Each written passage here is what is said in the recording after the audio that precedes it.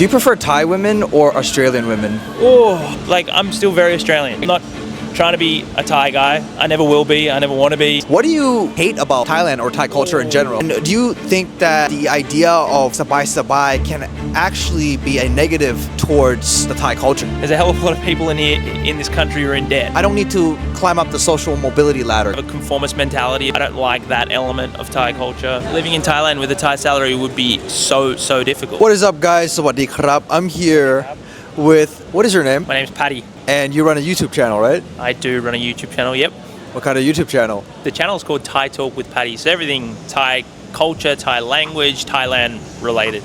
And I've been doing it now for about 5.5 years. Wow. You're actually considered the OG foreigner Thai YouTuber, right? Well, you're telling me, I don't know, maybe. Feels like it's been a while. I started when I was 23, I'm now 28. And you speak Thai very fluently. God. When did you move to Thailand? Because I know that you were here on a gap year, right? Maybe you can tell me a little bit about that. I moved to, well, I didn't really move. I lived in Thailand for a year originally in 2014, and I was living outside of Chiang Mai in an area called Mae Wang, which is an area predominantly inhabited by Karen people. So in Thai, you would say Kareang, which is an ethnic minority group.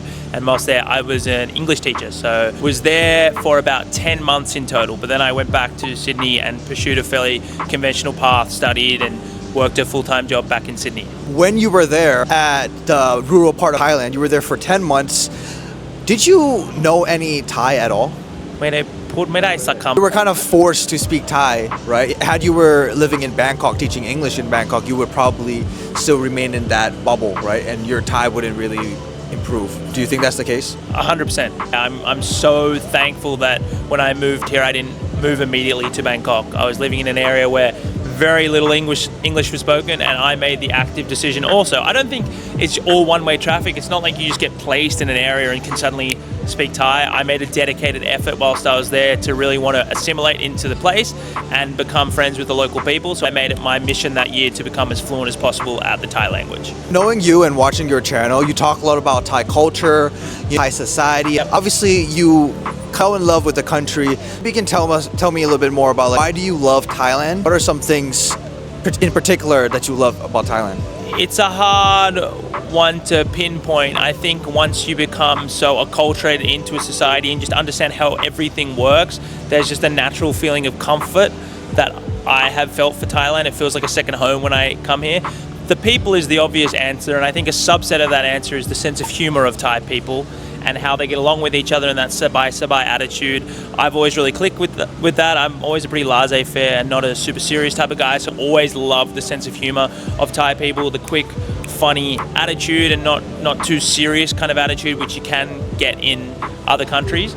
And that's always been a massive appeal to me about coming to Thailand. I think the people is the answer. It's a cliche answer, but a subset of that is kind of the sense of humor, the sarcasm, the stupidity, the hei-ha style nature of Thai people has always really appealed to me. You're from Sydney. Is it fair to say that Thailand is more relaxed, more Sabai Sabai than Sydney? Yes, for sure. I think Sydney is also, as far as Western countries and Western cities are concerned, Sydney is a pretty Sabai Sabai city.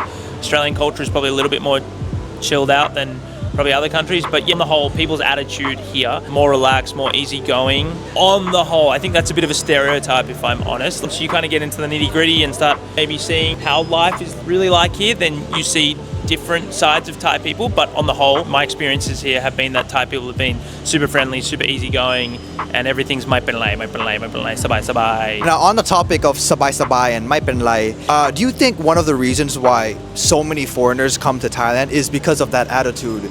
And do you think that the idea of like Sabai Sabai can actually be a negative aspect towards the Thai culture? So for example, Sabai Sabai, it's okay, I don't have an X amount of money, it's okay, Sabai Sabai, yeah.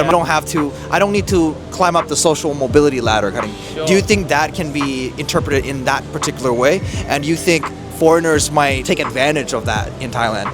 Oh, that is a very difficult question. So the first thing is, do foreigners come here because of the Sabai Sabai, easygoing, free culture? I think the initial answer is yes. I also think at the same time, once you live here for a certain amount of time, especially if you don't come to acculturate well into the place, that Sabai Sabai can suddenly turn to something a little bit more distasteful and you become a little resentful of the country. From what I've seen, a lot of foreigners come here, they come here bright-eyed and bushy-tailed originally, and then after a year or two they start becoming the falang, or the foreigner who is more annoyed at Thai people than anything, and probably a part of that Sabai Sabai attitude of can go through that lane and the traffic rules aren't like this and people do this way and people say these kinds of things, which all kind of stems from a Sabai Sabai culture perhaps, but it might come to grind your gears after a while. Are there negatives of it?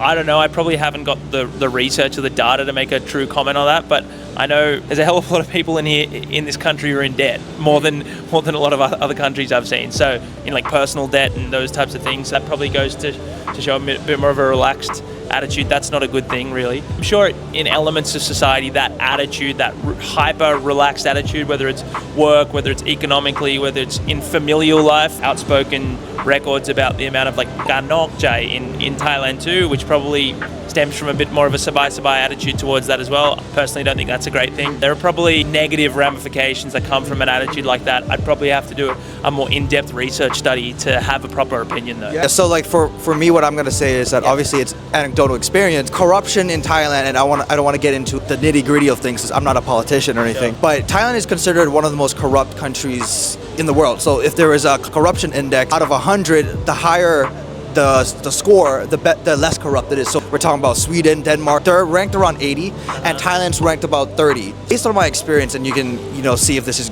correct or not, I hang around with a lot of like international school kids because I grew up here, and I remember we were out drinking, and then one of our friends was like, I got a car, let's drive to this other club.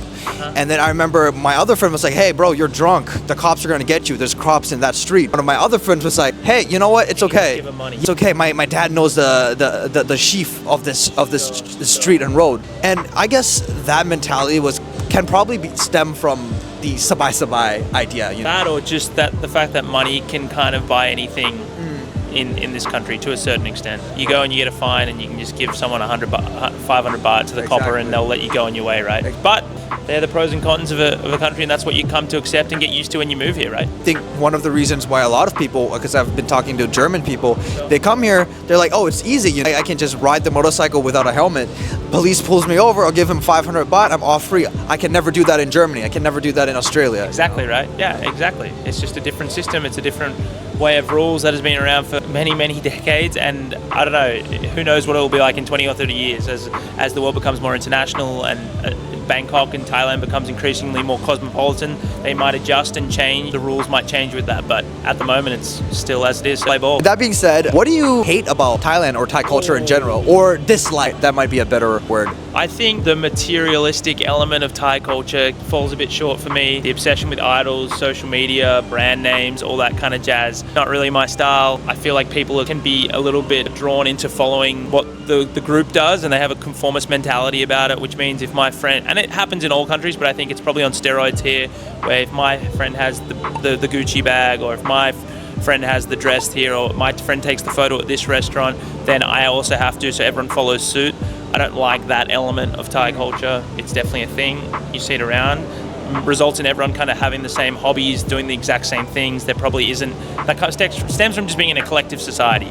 I think that's all around Asia, probably more so than the West. That's the one that comes to mind. I think Thailand's in a unique perspective or interesting spot because we recently talked about Sabai Sabai and the idea of acceptance, right? People are just like, I don't have this, I don't got the money, Sabai, I accept it kind of thing. But then you said that some people are also materialistic.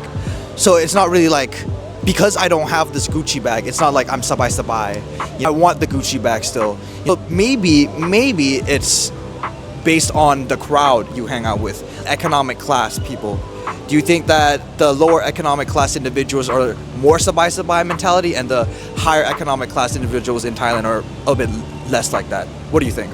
Oh, I think it's pretty pervasive around the country. Like my friends are not all high soul, far from that. My original friends would have been classed as very lower class, to be honest, when I was living up in the mountains. But everyone still desires a certain lifestyle in many ways. But I guess that's the nature of societies at large. I just think like, I mean, we're here at M Quartier in the most posh part of Very bougie, yeah. Bangkok, and it doesn't take too long to see a pretty dichotomy in wealth. Yeah. And when you talk to people on the outside, they still see this as the standard and this is what you aspire to.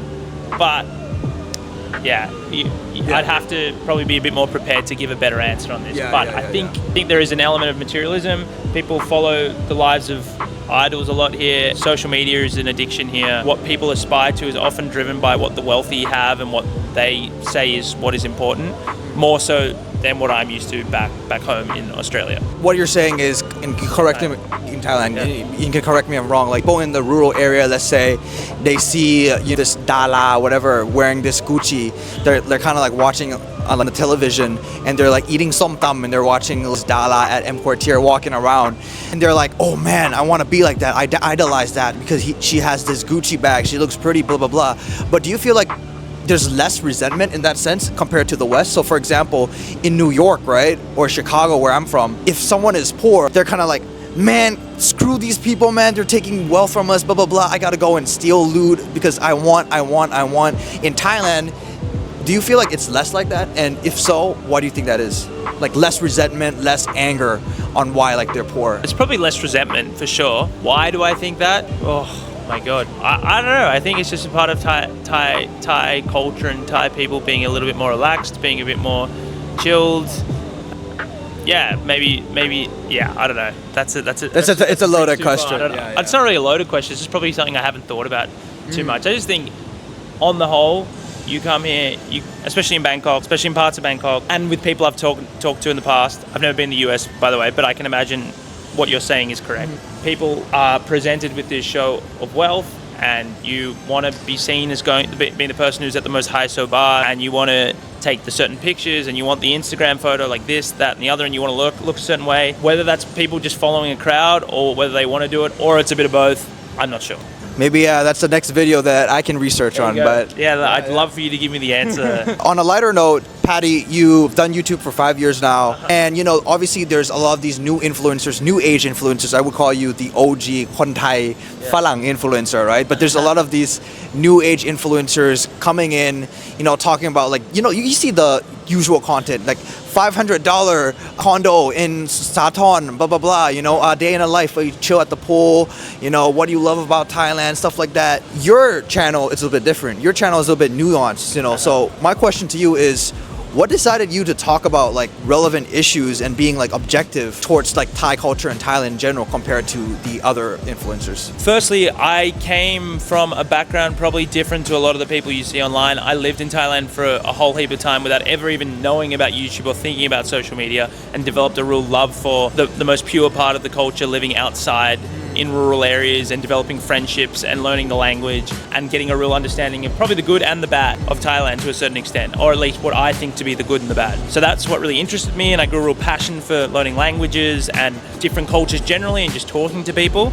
I was never really interested in the idea of like a $500 condo tour. That just, I don't know. Well, everyone's doing it. Yeah, well, when I started YouTube, I was also back in Sydney. I was working a normal job. I was working in IT, and on the weekends, I would just explore the area of Thai town in Sydney and just ask people questions that I was interested in because I had genuine interests in these topics. And through them, I've come to learn so much. Probably was more subjective when I first started as opposed to now, and I kind of learned to be more objective as I go along and just take everyone's opinion on their merits. And so I think because of that, and because of the journey I've gone on, I've never really had to lean on or want to lean on or ever be interested in doing the things gimmicky like, stuff. Yeah, well, if you call it, you can call it gimmicky. But frame it however. Frame it however you want. It's just not something that's ever really been interesting to me at all. Did you always have a passion to ask journalistic kind of questions? Because I remember one of your very viral videos is like คนไทยนอกใจ, and you kind of like brought in the statistics and everything. And then first time I saw that, I was like, wow, this is he has nuanced thinking. I'm like, okay. So, and that's like part of the reasons why I reached out to you. So like, did you always have a passion for like objective journalism kind of thing? Were you kind of like that when you were young? Well, I wouldn't call myself a journalist, first of all, but I'm just a guy who makes YouTube videos. But I have always had an interest in critical thinking for a long time. I've always been interested in understanding other people's points of views, never being judgmental too early of what other people think, and by asking lots and lots of questions, I think you can eventually find the answer. And sometimes you can ask so many questions that you overthink too much. But I think I've just always been interested in that. I've always been interested in hearing opposite sides. I've never been scared of hearing different people's opinions, both left, right, whatever side of the aisle you're on all different issues. I kind of like hearing all the different things. So I've kind of applied that lens to the videos I make about Thailand and just being an open forum and creating an open discussion for people to give their opinions as much as possible. Why did you decide to continue living in Australia and making content in Australia, Thai content, and not fully like move to Thailand? Well, firstly, COVID. I'd only started doing YouTube 6 months and then COVID hit. I'd also just, at the time, just started a full-time graduate job in a company, and I was building a career in the area I was in, which is data analytics, IT, consulting. So I didn't want to jump the shark too early and just go out and be a YouTuber in Thailand. And to this day, I kind of still feel that way. I like the idea of living between both. I still love my home back in Sydney. I love Thailand, and every time I come back here, I realize why I love it so much. And having that balance between Sydney and Bangkok and Sydney and Thailand, I like having that balance, and I like having other work I still do back in Sydney that keeps me busy in maybe slow times or when I want to give YouTube a bit of a break. And I found that balance the best for both my physical, mental health, and just to keep both social relationships alive, both family, friends, all across both countries. I'm lucky and I'm privileged enough to be able to do that, and I have a flexible occupation in the form of YouTube that allows me to earn money on the go, and I also have a good backing in the sense of I have a professional career that allows me to also slip back into that if I need to. Doing YouTube all the time, every day, every week, sometimes gets tiring, and it's not as fun as people would like to make it out to be. Now here's a semi-difficult question for you. Would you rather live in Thailand and have a Thai salary, or live in Australia and have an Australian salary? Yeah, Australian salary living in Australia, or Thai salary living in Thailand? Australia, like 1,000%. Are you talking about like a median salary here, or are we talking? I'm talking about no median. I'm talking about a median salary, like a normal. I don't know what's the salary in Thailand, like 20,000, 20,000, whatever. Well, I think living in Thailand with a Thai salary would be so difficult. No, every 100% Australia for sure. Okay. That's not even a difficult question for me. Yeah, because I think most people ignore that side. They like most foreigners that I at least talk to or watch, they ignore that side. They're like, Thailand is so cheap, everything is so cheap, blah blah blah, but then they ignore saying that it's so cheap, but then I'm earning a foreign salary. Many people don't really think about that. For sure it's actually an extremely expensive city to live in if you're on a Thai salary. If you're looking at calculating in a percentage basis, like the cost of living and the salary, everything is. Think about it. The average salary here probably is 500 baht a day. So when you go out and eat, and that's like, if you want to drink a beer, say, and then you put on, say, rent, the monthly rent, and then you put on all these different costs. If you want to buy clothes, if you want to pay for electricity, if you want to pay this, that, and the other. I mean, that's why a lot of Thais are in debt, because you can't actually afford to live on the salaries that you get paid here, and that's why so many Thais. And a lot of the most talented Thais move abroad to seek opportunities abroad, because it's really hard to financially sustain yourself on a standard Thai salary here. It's really difficult. If you guys watch my channel, obviously I'm going to delve into the reasons on why that is, why cost of living is increasing but salary still remains, and asking people, are Thai locals struggling? Stay tuned for that video. But it's going to be an interesting video. Yeah, sure. It's an interesting topic. I think sometimes Thailand gets over glamorized by foreigners, and obviously if you have a foreign wage or a Western wage, it goes a long way here. For locals, it can be a lot tougher, that's for sure. What is your advice for incoming, new, fresh content creators like myself? 3 pieces of advice. Make content because you actually believe in the subject matter that you're talking about, and you believe you can create value about that subject matter. 2, if you on YouTube, concentrate. The key metrics are important: click-through rate and average view duration. About packaging the content, e.g. titling and thumbnailing, all that kind of stuff around packaging the content as opposed to the actual video itself is also really important. The third thing is that it's a marathon, not a sprint. So you can't expect overnight success, it just won't happen. Expect to post videos for a year without anybody watching, but you like doing it because the creative process behind it and what you bring, the content, what you enjoy the content creating process. You work as an IT consultant, right? I have a background in data analytics consulting. Yes. Yes. What decided you to stick to your IT consulting job while you knowing that your YouTube is also growing? The last year I haven't worked my consulting job at all. I mean, you go in ebbs and flows, and I don't think the YouTube journey is as linear for most people as they make it out to be. It's not just like always like this, although I've had some It's a business. Yeah, it's just like a business, goes up and down and up and down, and sometimes hopping back into other things and keeping my toes in the water of more traditional industries and skills that I've previously had is also a good thing. So I found just balancing both and being able to make both my chip has been the best combination possible for my life personally. Do you prefer Thai women or Australian women? Oh, Or what's your type? yeah, go for it. That's good. So most people would be pretty surprised to know that I've actually never dated a Thai woman, ever. Wow. There you go. That's a bombshell. I think it doesn't matter realistically who I was going to date on, and this is an honest answer. I don't have a leaning towards Thai at all, although most people would call bullshit. It's not true. I do, however, I would prefer someone who has a more international and globally minded outlook towards the world. So I could never date a tight-haired hair, and I could never date an Aussie head hair. I could never do either. Because you're both.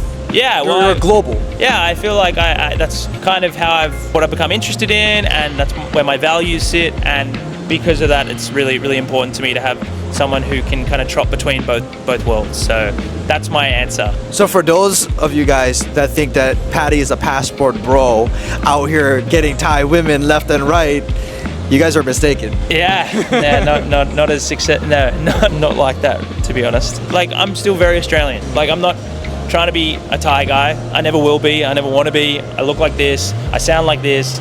I still have very close-knitted ties back in Australia, but I have an appreciation and love for this country as well. And being able to trot between both worlds whilst also being very privileged that I can call Australia home is I think the best spot to be in. I can have both those worlds. Any last messages to the world? Last messages to the world.